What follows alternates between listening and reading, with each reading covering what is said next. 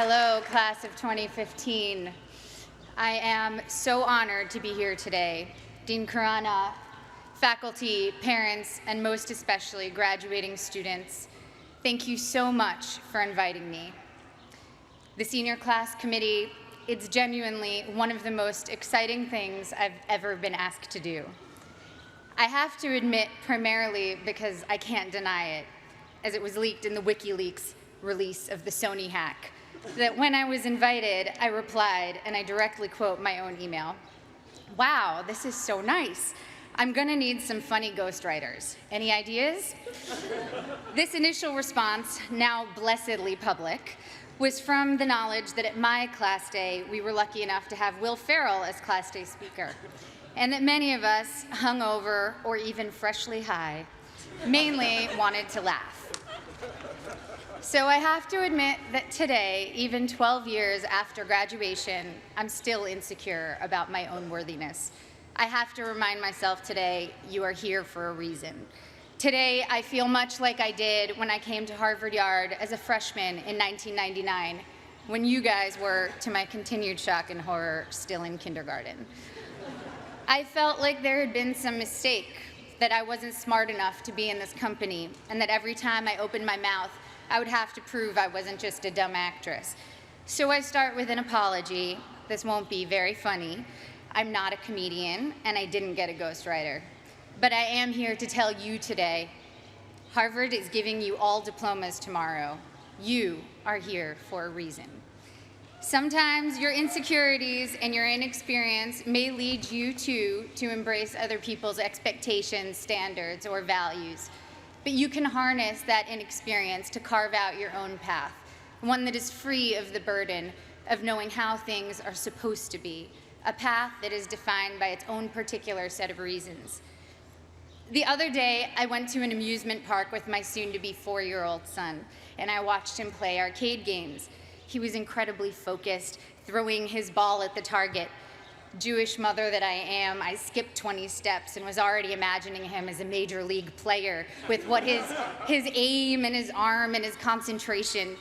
But then I realized that when he won, he was playing to trade in his tickets for the crappy plastic toys. The prize was much more exciting than the game to get it. I, of course, wanted to urge him to take joy in the challenge of the game, the improvement upon practice, the satisfaction of doing something well, and even feeling the accomplishment when achieving the game's goals. But all of these aspects were shaded by the little 10-cent plastic men with sticky, stretchy blue arms that adhere to the walls. That was the prize. In a child's nature, we see many of our own innate tendencies. I saw myself in him, and perhaps you do too. Prizes serve as false idols everywhere. Prestige, wealth, fame, power. You will be exposed to many of these, if not all.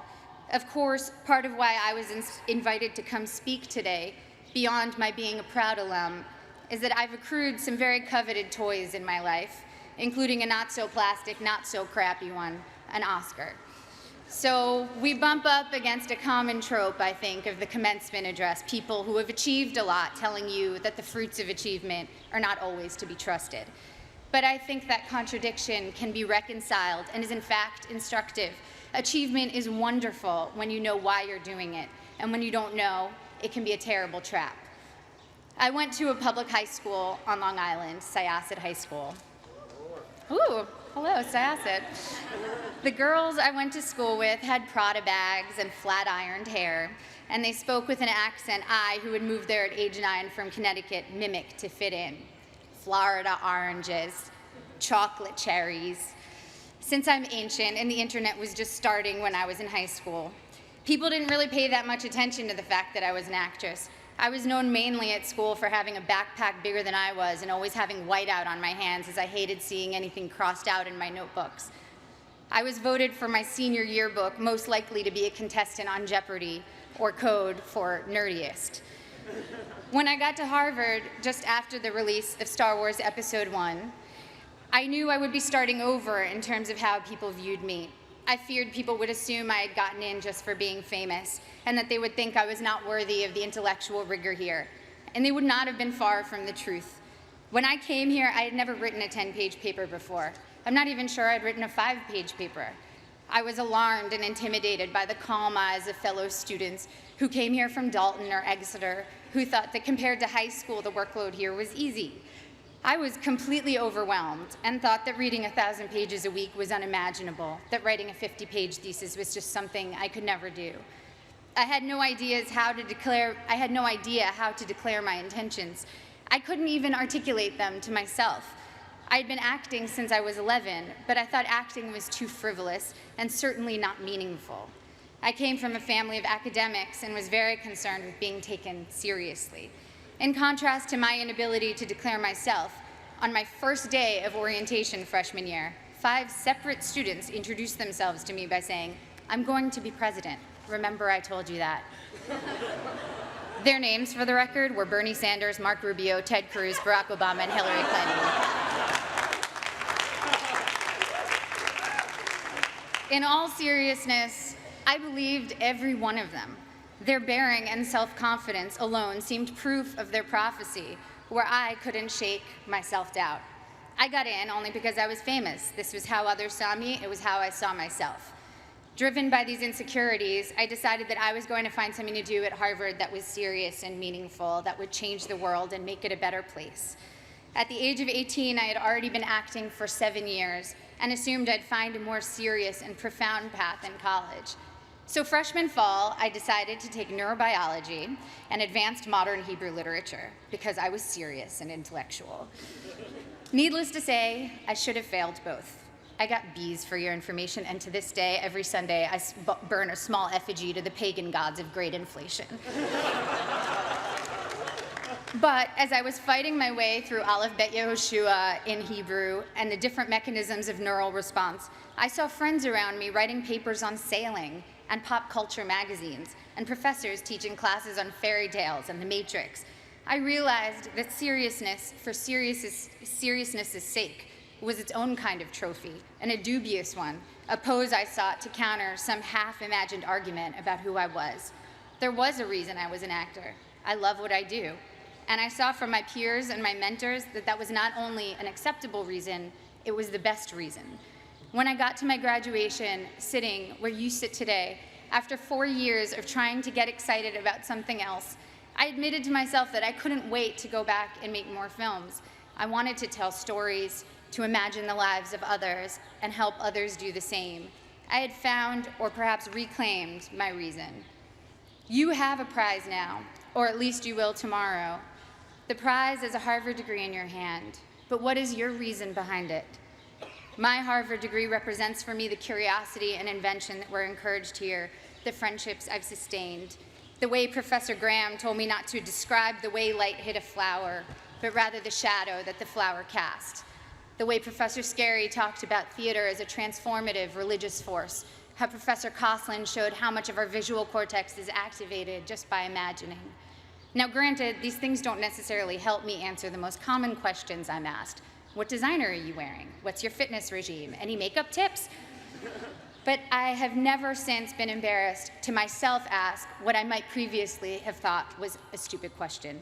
My Harvard degree and other awards are emblems of the experiences which led me to them.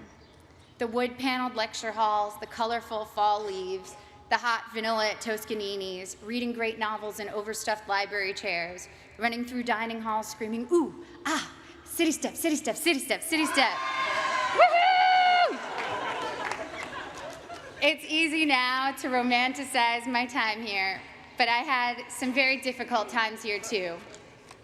Some combination of being 19, dealing with my first heartbreak, taking birth control pills that have since been taken off the market for their depressive side effects, and spending too much time missing daylight during winter months led me to some pretty dark moments, particularly during sophomore year. There were several occasions I started crying in meetings with professors, overwhelmed with what I was supposed to pull off when I could barely get myself out of bed in the morning. Moments when I took on the motto for my schoolwork, done, not good. If only I could finish my work, even if it took eating a jumbo pack of Sour Patch Kids to get me through a single 10-page paper, I felt that I had accomplished a great feat. I'd repeat to myself, done, not good. A couple of years ago, I went to Tokyo with my husband, and I ate at the most remarkable sushi restaurant. I don't even eat fish, I'm vegan, so that tells you how good it was. Even with just vegetables, this sushi was the stuff you dream about. The restaurant had 6 seats. My husband and I marveled at how anyone could make rice so superior to all other rice. We wondered why they didn't make a bigger restaurant and be the most popular place in town. Our local friends explained to us that all the best restaurants in Tokyo are that small and do only one type of dish, sushi or tempura or teriyaki, because they want to do that thing well and beautifully. And it's not about quantity, it's about taking pleasure in the perfection and beauty of the particular. I'm still learning now that it's about good and maybe never done, that the joy and work ethic and virtuosity we bring to the particular can impart a singular type of enjoyment to those we give to, and of course to ourselves. In my professional life, it also took me time to find my own reasons for doing my work. The first film I was in came out in 1994. Again, appallingly, the year most of you were born. I was 13 years old upon the film's release, and I can still quote what the New York Times said about me verbatim. Ms. Portman poses better than she acts. The film had a universally tepid critical response and went on to bomb commercially. That film was called The Professional, or Leon in Europe, and today, 20 years and 35 films later, it is still the film people approach me about the most to tell me how much they loved it, how much it moved them, how it's their favorite movie. I feel lucky that my first experience releasing a film was initially such a disaster by all standard measures. I learned early that my meaning had to be from the experience of making the film and the possibility of connecting with individuals rather than the foremost trophies of my industry, financial and critical success. And also that those initial reactions could be false predictors of your work's ultimate legacy. I started choosing only jobs I was passionate about and from which I knew I could glean meaningful experiences. This thoroughly confused everyone around me, agents, producers, and audiences alike. I made Goya's Ghosts, a foreign independent film, and studied art history, visiting the Prado every day for 4 months as I read about Goya and the Spanish Inquisition. I made V for Vendetta, a studio action movie for which I learned everything I could about freedom fighters who in other eyes might be called terrorists, from Menachem Begin to the Weather Underground. I made Your Highness, a pothead comedy with Danny McBride, and laughed for 3 months straight. I was able to own my meaning and not have it be determined by box office receipts or prestige. By the time I got to making Black Swan, the experience was entirely my own. I felt immune to the worst things anyone could say or write about me, and to whether an audience felt like going to see my movie or not. It was instructive for me to see that for ballet dancers, once your technique gets to a certain level, the only thing that separates you from others is your quirks, or even flaws. One ballerina was famous for how she turned slightly off balance. You can never be the best technically. Someone will always have a higher jump or a more beautiful line. The only thing you can be the best at is developing your own self. Authoring your own experience was very much what Black Swan itself was about. I worked with Darren Aronofsky, the film's director, to change my last line in the movie to, "It was perfect," because my character, Nina, is only artistically successful when she finds perfection and pleasure for herself, not when she's trying to be perfect in the eyes of others. So when Black Swan was successful financially and I began receiving accolades, I felt honored and grateful to have connected with people. But the true core of my meaning I had already established, and I needed it to be independent of people's reactions to me. People told me that Black Swan was an artistic risk, a scary challenge to try to portray a professional ballet dancer. But it didn't feel like courage or daring that drew me to it. I was so oblivious to my own limits that I did things I was woefully unprepared to do. And so the very inexperience that in college had made me feel insecure and made me want to play by others' rules now was making me actually take risks I didn't even realize were risks. When Darren asked me if I could do ballet, I told him that I was basically a ballerina, which, by the way, I wholeheartedly believed. When it quickly became clear in preparing for the film that I was maybe 15 years away from being a ballerina, it made me work 1,000,000 times harder, and of course, the magic of cinema and body doubles helped the final effect. But the point is, if I had known my own limitations, I never would have taken the risk. And the risk led to one of my greatest artistic and personal experiences, in that I not only felt completely free, I also met my husband during filming. Similarly, I just directed my first film, A Tale of Love and Darkness, and was quite blind to the challenges ahead of me.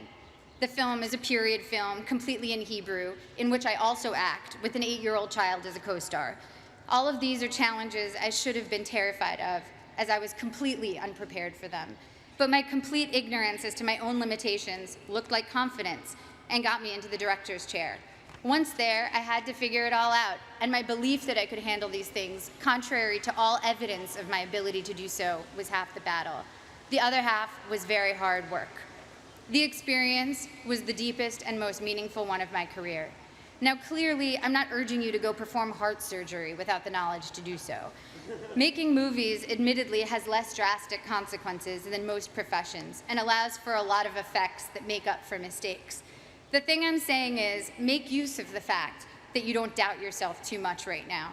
As we get older, we get more realistic, and that includes about our own abilities or lack thereof. And that realism does us no favors. People always talk about diving into things you're afraid of. That never worked for me.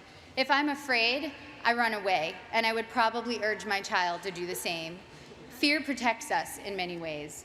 What has served me is diving into my own obliviousness, being more confident than I should be, which everyone tends to decry in American kids, and those of us who have been grade inflated and ego inflated. Well, it can be a good thing if it makes you try things you never might have tried. Your inexperience is an asset and will allow you to think in original, unconventional ways. Accept your lack of knowledge and use it as your asset. I know a famous violinist who told me that he can't compose because he knows too many pieces, so when he starts thinking of a note, an existing piece immediately comes to mind. Just starting out, one of your biggest strengths is not knowing how things are supposed to be. You can compose freely because your mind isn't cluttered with too many pieces, and you don't take for granted the way things are. The only way you know how to do things is your own way. You here will all go on to achieve great things. There is no doubt about that. Each time you set out to do something new, your inexperience can either lead you down a path where you will conform to someone else's values, or you can forge your own path, even if you don't realize that's what you're doing. If your reasons are your own, your path, even if it's a strange and clumsy path, will be wholly yours, and you will control the rewards of what you do by making your internal life fulfilling. At the risk of sounding like a Miss America contestant, the most fulfilling things I've experienced have truly been the human interactions. Spending time with women in village banks in Mexico with Finca, a microfinance organization, meeting young women who were the first and only in their communities to attend secondary school in rural Kenya with Free the Children, a group that builds sustainable schools in developing countries, trekking with guerrilla conservationists in Rwanda. It's a cliche because it's true, that helping others ends up helping you more than anyone. Getting out of your own concerns and caring about someone else's life for a while reminds you that you are not the center of the universe, and that in the ways we are generous or not, we can change the course of someone's life. Even at work, the small feats of kindness crew members, directors, fellow actors have shown me have had the most lasting impact. And of course, first and foremost, the center of my world is the love I share with my family and friends.